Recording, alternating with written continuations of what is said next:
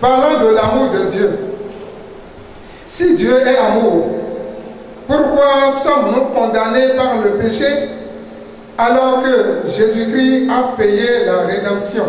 D'accord. La troisième question est celle-ci. Le diable détient le pouvoir du péché d'après le développement de l'orateur. Mais n'y a-t-il pas une contradiction puisque Jésus-Christ est ressuscité des morts le troisième jour? Quatrième question.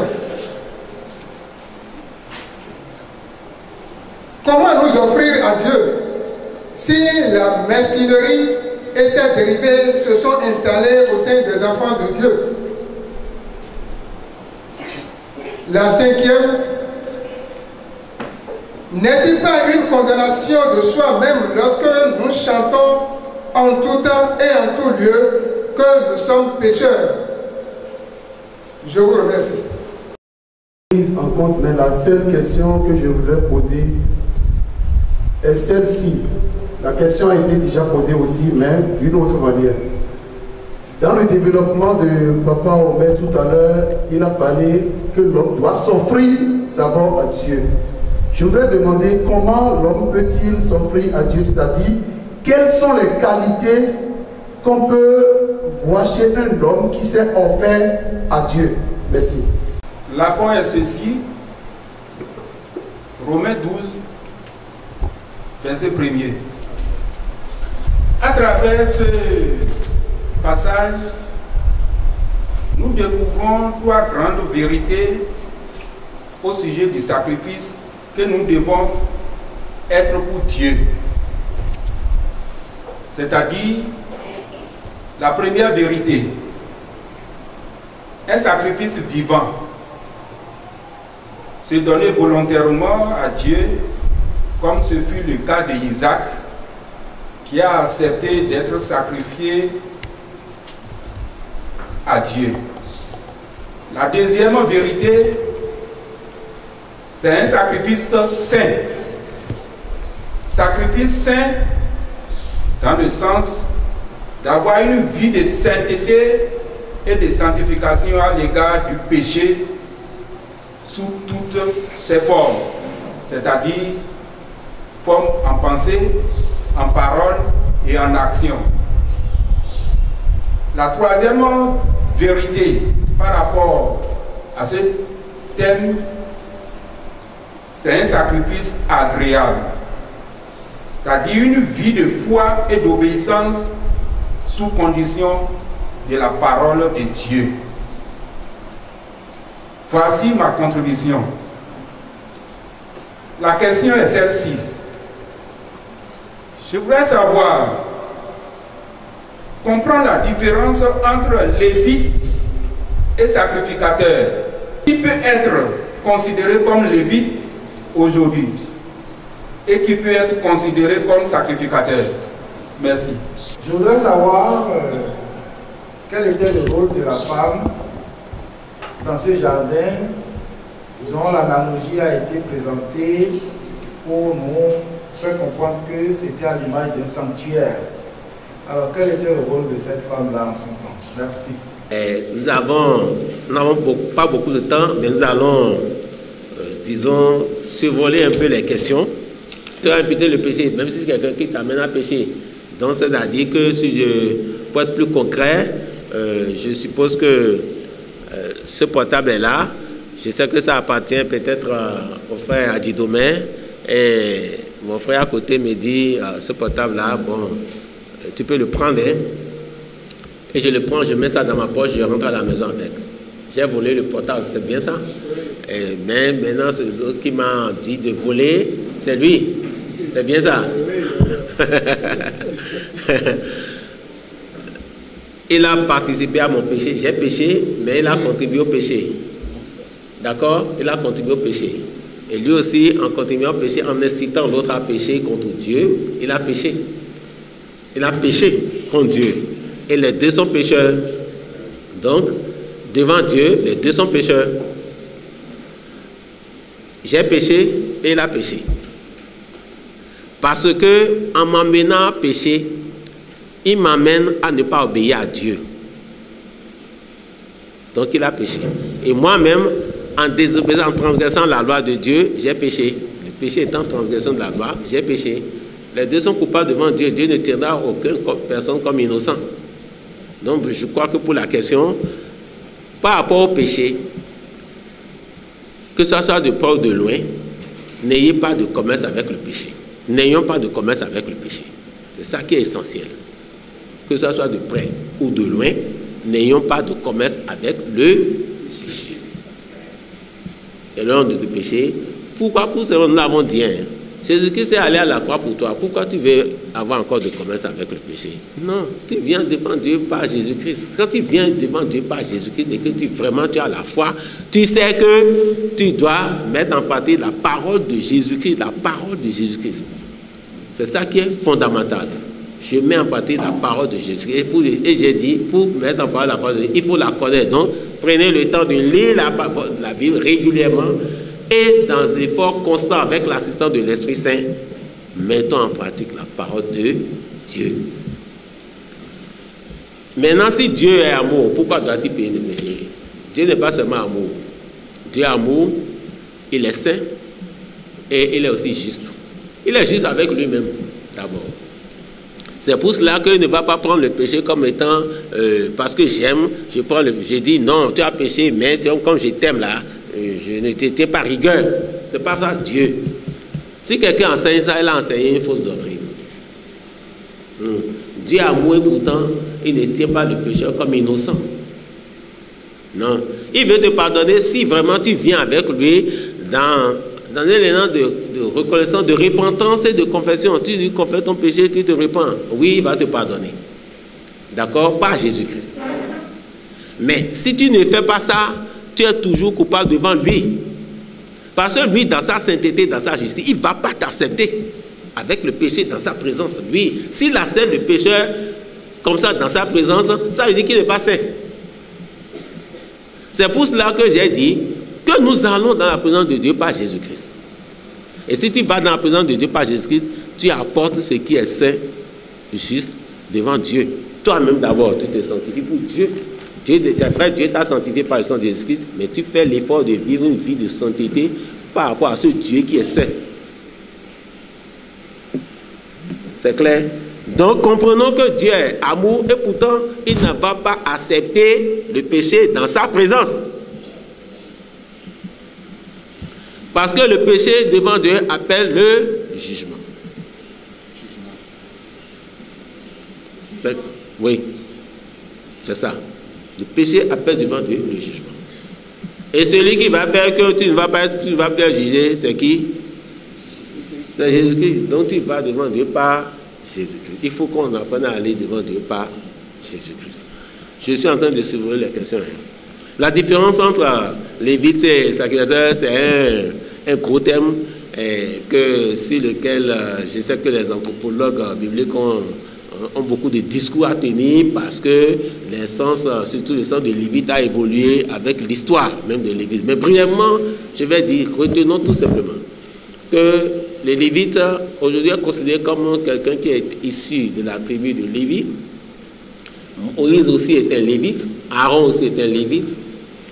Et ensuite, on retenait aussi que les Lévites, à un moment donné, à une époque donnée, est considéré comme celui qui est le gardien des richesses du temple de Dieu, celui qui garde les choses saintes de Dieu, et qui aide le sacrificateur dans le service de Dieu. Le sacrificateur étant celui qui a été désigné parmi les Lévites pour offrir le sacrifice.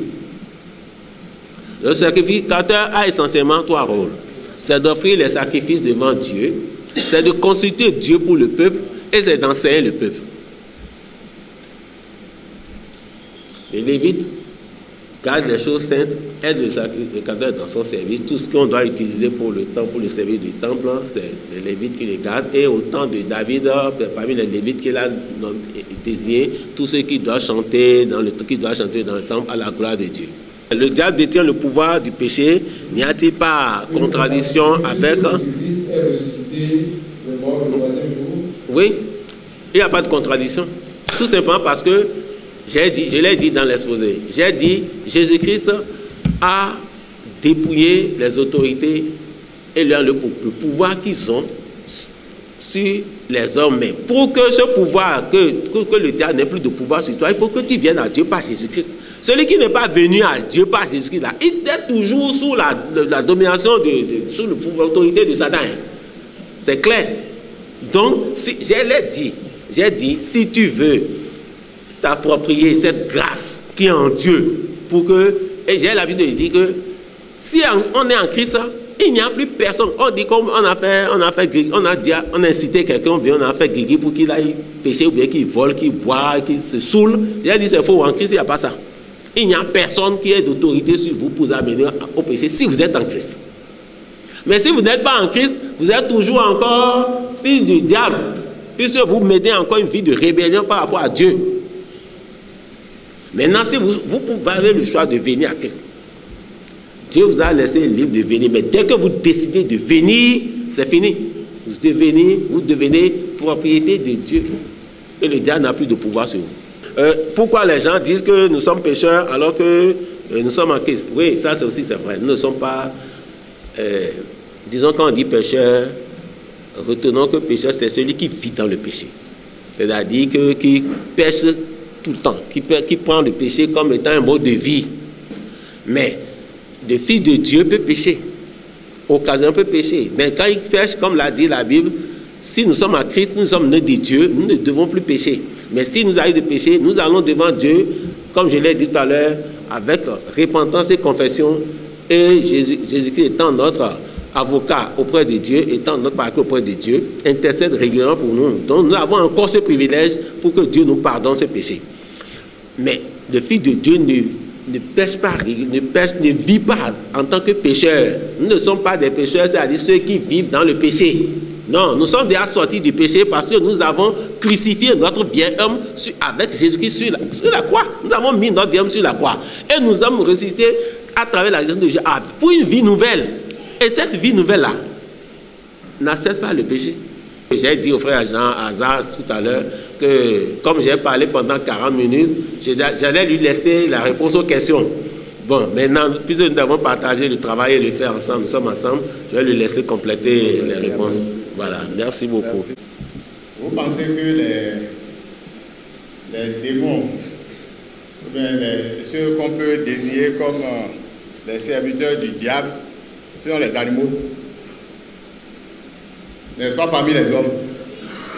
Donc parce que vous êtes dans le temple, Satan ne vient pas ici. C'est ça? Oui ou non, c'est ça? Satan ne vient pas dans le temple. Satan nous attend dans la rue là-bas. C'est ça?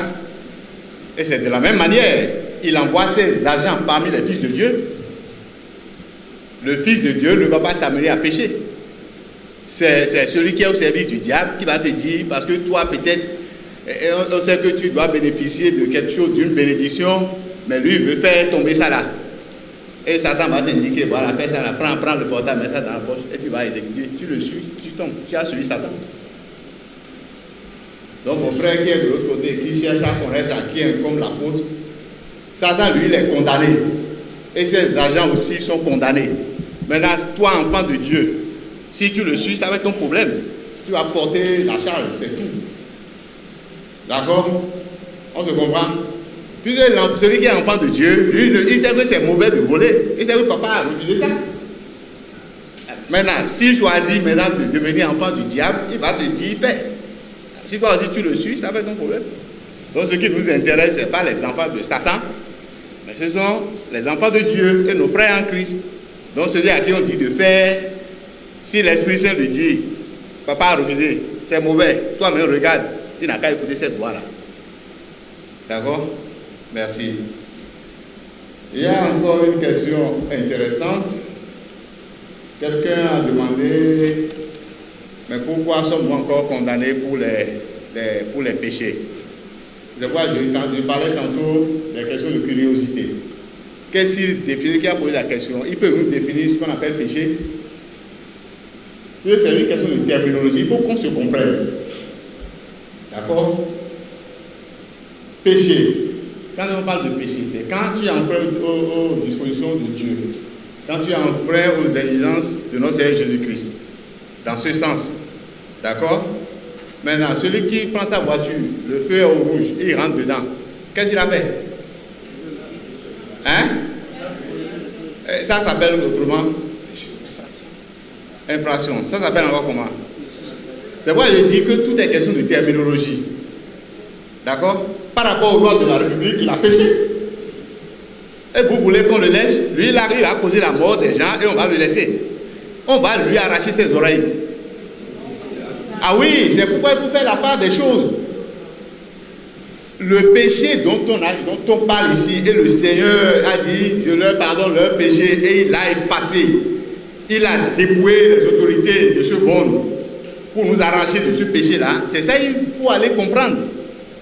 C'est pour que nous puissions avoir accès au paradis. C'est pour que nous puissions nous asseoir à sa droite. Puisqu'on va répondre à son appel. Il a fait ce travail. Si vous allez lire le chapitre 17 du livre de Jean, vous allez voir dedans. Je vous ai sanctifié par ma parole, ainsi de suite, machin. Je veux que là où je serai, que vous y soyez aussi. C'est comme ça. Et ce serait ainsi. Donc tu seras condamné sur la terre pour les fautes que tu aurais commises. Mais après, on va se retrouver au paradis. Hein? Le truc est simple, il faut faire la part des choses. Si nous prenons le truc dans sa globalité, on dit péché, péché. Pourquoi on nous condamne encore pour les péchés? C'est vague, on ne peut pas comprendre. Donc appelons chat. D'accord? Appelons chat. Celui qui renie Jésus, qui dit moi je ne crois pas en lui. Lui il est ceci. Je ne veux pas être avec lui. Tout ça là, qu'est-ce qu'il a fait? Il a péché ou bien il n'a pas péché? Voilà. La récompense là c'est autre. D'accord? Celui qui se met dans la rue tout à l'heure, qui va commencer par insulter le président Patrice Talon. Les policiers vont le laisser. Et c'est. Donc voilà le truc. Donc si nous prenons le péché, il ne faut pas prendre le péché. Il faut définir. D'accord? Si c'est une faute, si c'est une erreur, appelle le nom. Quel nom ça porte? Et là tu sauras si c'est condamné et par qui et pourquoi. Donc c'est une affaire de terminologie. Donc ne pensez pas que parce que Jésus a payé la rançon, si tu brûles le feu là-bas, il ne va pas te prendre. Si tu vas casser le pare-brise de quelqu'un, il va te laisser. Si tu fais ça là, ça va être tant pis pour toi. D'accord? On va se retrouver au paradis, mais sur terre là, on va t'amener à la crière. Et prendre toutes tes maisons, tout est bien. Bon. Le diable détient le pouvoir du péché. Pourtant, Jésus-Christ est mort et ressuscité. Alléluia. Alléluia. S'il n'était pas ressuscité, là, le problème resterait entier. Cela veut dire que Jésus-Christ est 1000 fois plus grand que Satan. C'est d'abord la bonne nouvelle. D'accord? Donc, si tu es en Jésus-Christ, Satan n'a plus aucun pouvoir sur toi. C'est ce que ça veut dire. Puisque le maître l'a gagné. Par conséquent, nous sommes aussi des gagnants. D'accord? Il n'y a pas de contradiction, mon frère. C'est dans l'ordre normal des choses. D'accord? Si Satan avait réellement le pouvoir du péché, il allait condamner tout le monde, on serait perdu. Mais nous voyons, par ce que vous-même vous avez cité, nous avons vu que notre maître est vraiment le sauveur, il est le Seigneur, et il est plus grand que Satan. Donc ce n'est pas Satan que nous allons craindre, mais c'est plutôt notre Seigneur Jésus-Christ. C'est ça, l'apôtre Paul disait, il dit, je prêche la bonne nouvelle, pourvu que je n'arrive pas en retard, pourvu que je ne passe pas à côté de la grâce. C'est ça. C'est celui qu'on doit craindre, c'est le Seigneur. D'accord? Il a demandé s'il n'y a pas une condamnation pour... et nous disons partout que nous sommes des pécheurs. Voilà. Ça également, c'est un abus de langage. Pourquoi vous dites pécheur? Moi, je ne dis pas que je suis pécheur. Non, moi, je ne dis pas. Moi, je dis je suis saint en Jésus-Christ. C'est comme ça, c'est ce que l'apôtre Paul nous a laissé. Il disait les épîtres, au début, vous allez voir les formules. Les saints de Ouida vous saluent. Les saints de... Nous sommes les saints en Jésus-Christ. Nous sommes les saints en Jésus-Christ. D'accord? Maintenant, de quel péché vous parlez? C'est encore une question de terminologie. Oui, tout à l'heure, le deuxième a fait une mauvaise manœuvre là-bas, je l'ai insulté. Pour insulter, il faut s'énerver un peu. Je sais, ce n'est pas un état normal. Parce que je sais que je vais animer une conférence biblique, d'accord? Mais en temps, Satan a fait un petit jeu là-bas et ça a failli me prendre. J'avais péché. Donc il est normal que je demande, puisque la chair, c'est la chair du pécheur, et c'est sur la terre, nous sommes dedans. Il est normal que nous prions pour dire Seigneur, aide-nous. Ce n'est pas le péché que lui invoquait, pour qu'on perde le salut, pour qu'on n'entre pas dans le royaume des cieux. Non, ça là, c'est le Seigneur lui qui a réglé ce problème. Mais les petites erreurs terrestres là, il faut toujours demander à Dieu, au Seigneur de nous venir en aide. On n'a pas le choix. Mon frère, nous sommes pécheurs, donc c'est dans ce sens. C'est à cause des erreurs que nous commettons sur la terre. D'accord? On s'est compris, hein? Donc c'est une affaire de terminologie. Ça fait la 5e fois que je l'ai dit. Comment, il demandait les signes. Comment doit-on s'offrir à Dieu? Et par quel signe? Eh bien, là, je vais te donner un verset que tu voudras lire. C'est Luc 6, verset 40. Il dit, le disciple n'est pas plus que le maître, mais tout disciple accompli sera comme son maître. D'accord? Tout disciple accompli sera comme son maître. Allons prendre les caractéristiques de notre Seigneur Jésus-Christ quand il était dans le ministère. Et nous allons nous identifier à ces caractéristiques. Même parmi nous, quand quelqu'un se comporte en travers, nous-mêmes, nous qu'est-ce que nous disons? C'est là, ce qu'il fait là, lui là vraiment, il est disciple de Jésus. On dit ça, non? Ou bien on ne le dit pas? Mais qui vous a appris que c'est par rapport à tel signe, à telle caractéristique que vous allez apprécier? Mais puisque dans notre subconscient, nous-mêmes, nous savons que ce qu'il a fait là, on ne doit pas faire ça. L'enfant de Dieu ne doit pas faire ça. C'est toujours dans la parole. La différence entre Lévi et sacrificateur. De nos jours, et ici chez vous, dans le temple, ici là, il y a ceux qui sont là à aider papa. N'est-ce pas?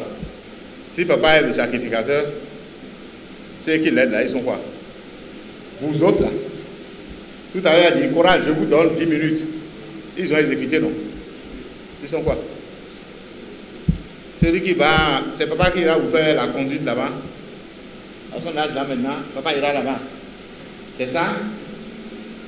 Et celui qui, le conducteur, il est quoi? Ceux qui nettoient le temple, ceux qui laissent ça au portail, tout ça là. Ceux qui, tout à l'heure, vous allez ranger les chaises. Qui sont ceux qui font ça? Ceux-là, on les appelle les Lévites. Ce sont ceux qui aident le prêtre dans sa mission. D'accord? On s'est compris? On s'est compris? Merci.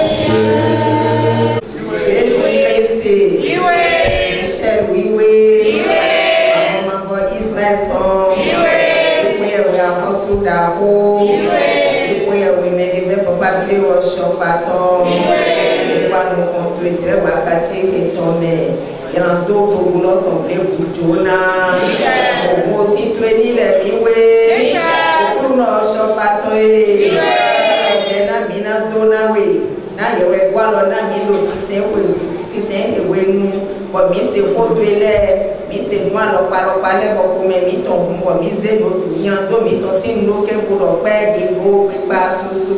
Jara na nkoto lu se weto me. Do vi esme mi do pe na mi. Ya lo wa ipe bi mi ton. Adike na ine mi pasi godo ton na mi blo. Wa lo na beta lo. Afo iton le lo do. Na ye nu ezizi. Na ye bibo. Ipa we se ni bio ye me. Ton lu po ni ye ton. Wa lo na to mo lo le. C'est le globe d'Athéréchi. Jésus Christ. L'amour de Dieu le Père, la communion du Saint-Esprit, grâce aussi l'état de nos cœurs pour ce que nous avons entendu aujourd'hui. Amen. Pour notre édification, Amen. Pour notre élévation, Amen. Au nom de notre Seigneur Jésus-Christ. Amen. Amen. Amen. Au nom de notre Seigneur Jésus-Christ.